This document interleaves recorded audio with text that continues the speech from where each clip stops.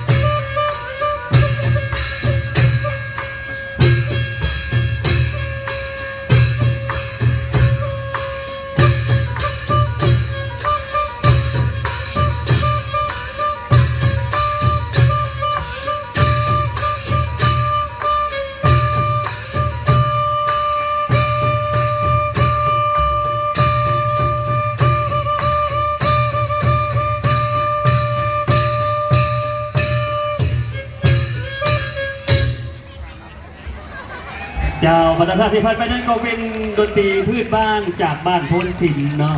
เทวาม